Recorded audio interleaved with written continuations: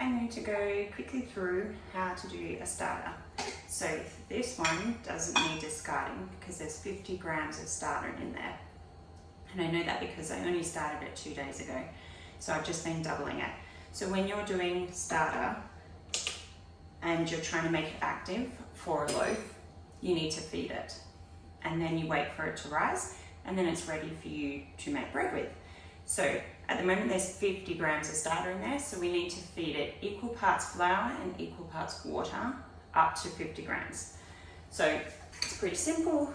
We need to put in 25 grams of flour. Okay, that's 25 grams of flour. And I use this flour, Bob's Red Mill Artisan Bread Flour. It's got a really high protein count, which means that it allows the starter and the bread to get active a bit quicker, and it also holds together and creates really nice gluten strands. Okay, and then we're going to add 25 grams of water. And the water just needs to be room temperature. I use tap. Some people prefer to use distilled or purified water, but because we live in Singapore, the water's fine, and I use the water from the tap. Okay, so now we use 25 grams of water. Okay, that's it.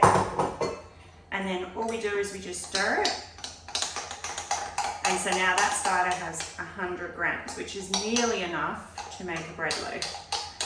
I use 125 in my bread loaf, 150 in my pizza and my focaccias.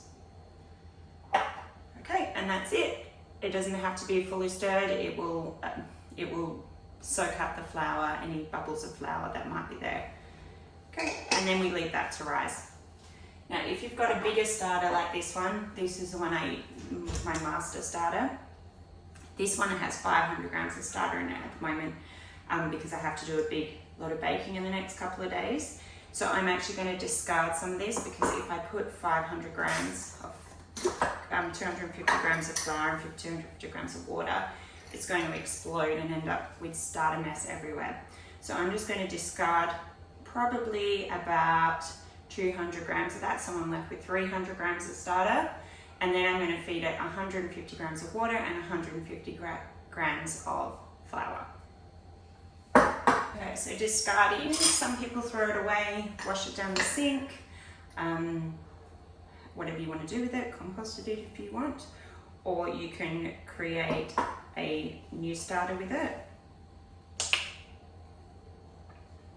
So we're going to put a 200 grams of starter in here. I'm actually going to use this discard to make muffins.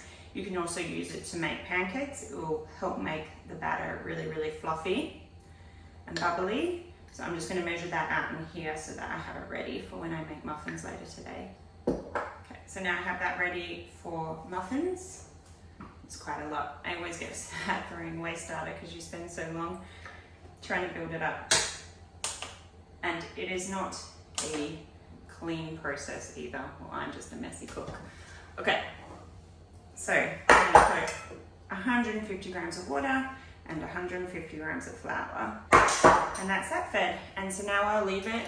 In Singapore, it will probably take an hour or two to rise. In cooler countries and climates, it can take longer to rise. So we want the mixture to double in size, and once it's doubled in size, it's ready to use for our bread loaves. And that's what it looks like. Some starters will be a bit runnier, some will be thicker. This is the way I like mine. I think it has the right hydration and it works for my other quantities that I use in my bread. Some people have this thicker and then they use more water in their sourdough bakes. And some people have this runnier, so they would use more flour in their bakes. So it just depends what your ratios are. What works for my kitchen is having it at this consistency. As a beginner, I would put a line here, and then I would know when it's moved. So that's where the starter is at the moment. All right, so you can see from the starter that it's ready. It's doubled in size. It's now up to here. You can see all the little bubbles inside, showing that it's quite active. Sometimes when you open it, you can even see it moving inside. So that's what it looks like at the top there. And then if you spoon it, you'll start to see the strands. You can see the strands pulling.